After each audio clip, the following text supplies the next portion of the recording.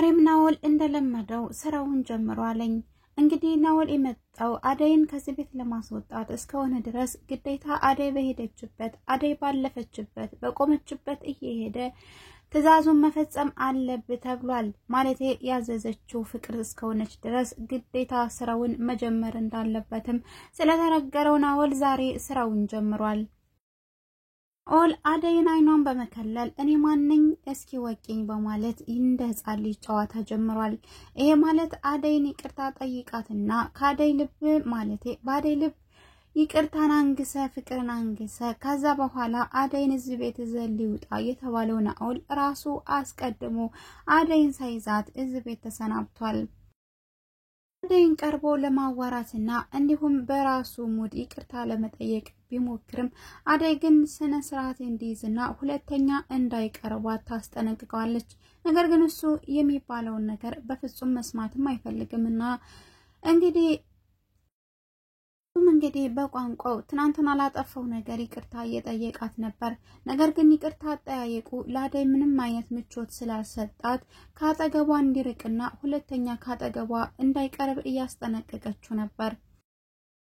ግን በፍጹም አደይ የምትለውን ከመስማት ይልቅ እንደውም ይባስ ብሎ ወደፊቷ እየቀረበ የትናንትናውን ጥፋት ዛሬም ለመድገም ሲሞክር ዴብም እንዳጋጣሚ ወደ ኪችን ሲገባ አይቶት ነበርና አንጠልጥሎ ከኪችን ይዞት ወጥቶ ከዚህ ቤት እንዲወጣና ይሄንን ደግሞ ማረግ የምትችለው ፍቅር እንደሆነች ስለገባው ፍቅርን ሁለተኛ ይሄን ልጅ እዚህ ቤት ማየት አልፈልግም ይላታል። ዴብ ከመጣ ጀምሮ እየተቅለበለበ ነው። ያችንም እችንም እየቀረበ የመሳም ወይም ደግሞ በሱ ቤት መግባባት የሚሉትን ነገር እያካሄደ ይገኛል። ነገር ግን ዴብ በሱ በጣም ስለተናደደ ሳሎን ላይ ወስዶ እዚህ ቤት እንዲወጣና ሊያየው እንደማይፈልግ ይነግረዋል። ናኦል ይቅርታ ሊጠይቃት እንጂ ሌላ ነገር አስቤ አይደለም እያለ ይለምናል። ነገር ግን በፍጹም እንግዲህ ዴብን ታውቁታላችሁ ባደይ የመጣበት መስማትም ማየትም አይፈልግም። ለህቱ እንኳን የማይመለሰው ዴብ ናኦልን ከኪችን አንጠልጥሎ ወደ ሳሎን ይዞት ከወጣ በኋላ ባርኮትም እንግዲህ ለፈጸመው ነገር ለባርኮት እየነገረው ነው። አደይን እያስቸገራት እንደሆነና እንዲሁም ደግሞ እየተተናኮላት እንደሆነ ዴብ ይናገራል። ነገር ግን በፍጹም ፍቅር ማመን አልፈለገችም። የመጣው አደይን ለማስወጣትና እንዲሁም ፍቅር ሚሽን ተስማምተው እንደመጣ ፍቅር ብቻ ናት የምታውቀው። ነገር ግን ሊዲያም መናገር አልፈለገችም እንጂ ሊዲያም ይሄንን ነገር በደንብ ታውቃለች። ሊዲያ አንዳንዴ ደግ ትመስላለች፣ ሩሩ ትመስላለች። ነገር ግን በጣም የማይመስል መሰሪነትም አለባት ከፍቅር የወረሰችው። ባርኮትም ያንን ሲሰማ እየተተናኮላት አደይን መሆኑን ሲያቅ በጣም ተናዶ ሁለተኛ እዚህ ቤት እንዳይመጣና እዚህ ቤቱን ለቆ እንዲወጣ ይነግረዋል። ናኦል ፍቅርን ነበር እየተመለከተ ያለው። ፍቅርም ናኦልን ታየዋለች። ምክንያቱም ምን ተፈጥሮ ነው ይቅርታ ጠይቆ ተግባብቶ ካደይ ጋር አደይን ይዞላት እንዲወጣ የጠበቀችው ፍቅር አልተሳካላትም። ከዚህ ቤት ናኦልን ውጣ ብላ እንድታስወጣው ዴብም እንዲሁም ባርኮት የሚጠይቋታል። እሷ ግን ለምን እንዴት ነው ጥባት ጥያቄዋ። ነገሩም ወደ አደይ ዙሯልኝ። አደይ አንቺ ነሽ እየተባለች ነው። እንደምታውቁት ፍቅር ካደይ የራስ ወርዳም አታውቅም። ባርኮት የማንንም ትዕዛዝና የማንንም ፍቃድ ስለማይጠብቅ ውጣ ብሎ ከዚህ ቤት አስወጥቶታልኝ። ሁለተኛ እግር ድርሽ እንዳይል ብሎታል። ፍቅርንም ሁለተኛ ናኦልን እዚህ ቤት ቢያየው ለፍቅር ማስጠንቀቂያ ሰጥቷታል። ሁለተኛ ናኦልን ማየት አይፈልግም። ስለዚህ ሁለተኛ ቢመጣ ፍቅር ካንቺ ጋር ነው ጠቢ ያላት ነው።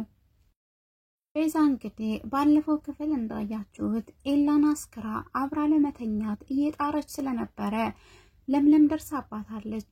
ጭራሽ አጠጣችሁ በኋላ እሱ ሰክሮ እሷ ሳትሰክር መኝታ ቤቱ ወስዳ ልብሱን አውልቃ ዘመናት ስትናፍቀው የነበረና ስትጠብቀው የነበረው ጊዜ ዛሬ እንደሆነ እየተናገረች በአጋጣሚ ለምለም ደርሳባታለች። ለምለም እንዳጋጣሚ ቤቱን ከፍታ ስገባ ያየችውን ነገር ማመን ስላቃታት ሳሎኑን አይታ መጠጥ እንዲሁም ብርጭቆዎች አይታ ወደ ክላሱ ነበር ያመራችው። ክላሱ ጋር ስትሄድ ግን ያልጠበቀችው ነገር ነበር። ለምለም ኤላን ከልቧ ትወደዋለች። ሴቶች አይደለም ይቅርና ቀርበውት ሲያዩት እንደምትቀና ለምለም ለኤላ ነግረዋለች። ኤላ ከጠጣ በኋላ በፍጹም ምንም የሚያስታውሰው ነገር ስለሌለ የለምለምን ስም እየጠራ እንደሚወዳትና አባቱ ደግሞ ለምን ጥየት መሄድ አልፈልግም አባቴም ቢደውል ቢጨቀጭቀኝም በለምለም የሚጨክን አንጀት የለኝም እያለ ለቤዛ ይነግራታል። ቤዛ ግን ለአመታት የጠበቀችውና የምትፈልገው ነገር ዛሬ እንደተሳካ ኤላን የምትወደው ይመስላል። ለምለምን ብላለች ቤዛ የመጣችው ኤላን ፈልጋ እንጂ ባርኮቴን አፍቅረው አይደለም እያለች ነበር። እውነትም ሐሳቧ ትክክል ነበር። ለምለም ቤዛን በደንብ ስለምታውቃት ለምለም ባህሪዋንም ጠንቅቃ ስለምታውቅ ኤላን ፈልጋ እንጂ ባርኮቴን ፈልጋ እንዳልመጣች ለኤላ ማስረዳት ትፈልጋለች። ከመታቻት በኋላ ሁለተኛ ከዚህ ቤት ድርሽ እንዳትል ከኤላ ጎን ራሱ ለመድረስ አይደለም ቀና ብላ እንዳታየው አድርጋ በጥፊ መታት ለምለም ታሰናብታታለች ከቤት። ከረቹ በኋላ አብረው ሁለተኛ የነበረችው ቤዛ የለምለምን ጥፊ ቀምሳ ወደ ቤቷ ሄዳለች። ነገር ግን ከሄደች በኋላ ለባርኮቴ የነገረችው ወሬ በፍጹም የማይጥም ነበር። ባርኮቴ የነገረችው ቤዛ የሆነ የማይመስል ነገር ነው። ለምለም የልጅነቷን ባህሪ ስላልጨረሰች እየተጣሉ እንደሆነና እውነቱን ደብቃ ውሸቱን ለባርኮቴ ተነግረዋለች። ባርኮቴ ለምለም እንደዛ አይነት ነገር እንደማታረግና አስተዋይ ሴት እንደሆነች ለቤዛ ይነግራታል። ቤዛ ግን ያ ነገር ላንተ እንጂ ከኔ ጋር ግን እንደዚህ የሚባል ጸባይ የላትም ምክንያቱም ልጅነት ያጠቃታል ለምለም እያለች ጨዋ ለመምሰል ትሞክራለች። ባርኮቴም ወደ ኤላ ቤት ሄዶ ለምለምን ጥያቄ እየጠየቃት ነው። ከቤዛ ጋር ለምን እንደሚጣሉና ቤዛ ለምን እንደጻለች ይህን ያክል እንደመታቻት ይጠይቃታል። ለምለምም ባርኮቴ እየመለሰችለት ነው።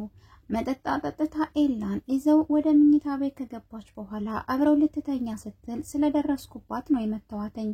ስለዚህ ከዛሬ ጀምሮ ከዚህ ቤት እንዳትመጣ ከመጣሽ ግን ከኔ ጋር ነው የምትጣለው ትለዋለች። ዘመናት ቆጥራ ወደዚህ የመጣችው ኤላ ሲመጣ ጠብቃ ስለሆነ ኤላን ፈልጋ እንጂ ባርኮቴ አንተን ፈልጋ አይደለም እያለችው ነው። ለምለምን ማንም ያመናት የለም። ኤላም ሆነ ባርኮቴ ሊያምኗት አልቻሉም።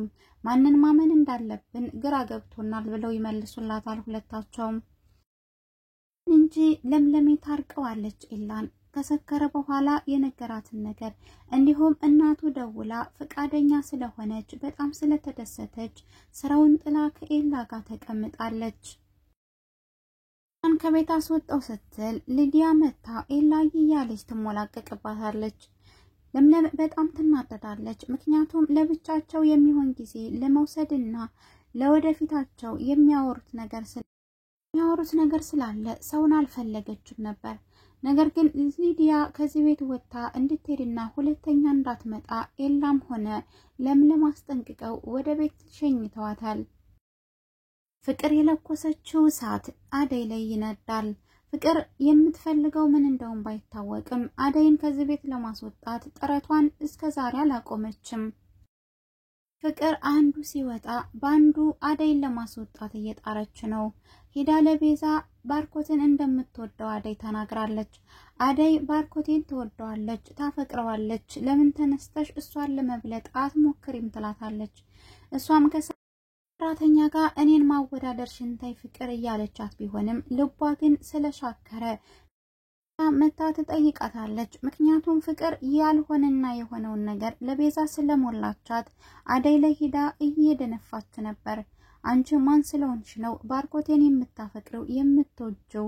እንደውስ ግንኙነታችሁ ምንድነው እያለች ታፋጥጣታለች። አደይ ምንም አይነት ግንኙነት እንደሌላትና ባርኮት ወንድሟ እንደሆነ ስትነግራትም ቤዛ ግን በፍጹም በየትኛው ሀገር ተገናኝታችሁ ወንድምሽ ሊሆን ይችላል ሁለተኛ ባርኮቴ ጠገብ እንዳትደርስ ታስጠነቅቃታለች። ቤዛ ይሄ ሁሉ የሆነው ግን ፍቅር ለቤዛ እየነገረቻት ነው። ፍቅር ምኞት እንደምንም ተብሎ ምንም ተሰርቶ አደይ ከዚህ ቤት እንድትወጣላት ስለምትፈልግ ብቻ ነው። ለዛ ነው በየትኛውም አጋጣሚ ሰው ብታመጣም አደይን አስወጡልኝ እንጂ ከዚህ ቤት ማንኛችሁም ተቀመጡ ያለች ታወራለች። ይሁን እንጂ አደይ ብትወጣም ሌሎቹን ለማስወጣት ተፍ ማለቷን አትረሳም። ዛ ነው ናኦል ሁለተኛ እዚህ ቤት እንዳይመጣ ዴብ ሲጠይቃት በቃ አደይም ከዚህ ቤት ትውጣ ናኦልም አይመጣም ብላ ድርድር የገጠመችው። ናኦል በእነ ዳይመንድ ስልኩ ስለተሰረቀ ስልኬን ብሎ ተመልሶ መጥቷል ወደ ፍቅር ቤት። ፍቅርም ስለመጣ በጣም ተደስታለች። ባርኮቴ ለስራ ወጣ ስላለ ባርኮት እስኪመለስ ድረስ እዚህ ቤት እንደሚኖርና የተሰጠውንም ሐሳብ ባርኮቴ ከቤት ስላባረረው ሁለተኛ እንዳይመጣ ስላላት ባርኮቴ ስራ መሄዱን ተከትሎ ናኦል መጥቷል ድጋሜ። ሁለተኛ ከዚህ ቤት እንዳላይ ብሎ ማስጠንቀቂያ ሰጥቶታል። እሱ ግን ስልኬን ብቻ ነው የምፈልገው ብሎ ገብቷል። ፍቅር ግን በቃ ሂደህ አሁንኑ ስራህን ጀምር ብላ ወደ አደይ ክፍል ልከዋለች። ናኦል ስራውን እንዲጀምር በታዘዘው መልኩ ስራውን ጀምሯል። ወደ አደይ ክፍል ገብቶ በተኛችበት እያያት ነበር። የተከበራችሁ የቻናል ቤተሰቦች ለዛሬ ይዤላችሁ የመጣሁት ቪዲዮ በዚህ ያበቃል። በሌላ ቪዲዮ እስከምንገናኝ ድረስ መልካሙን ጊዜ ተመኘውላችሁ። ባይ ባይ።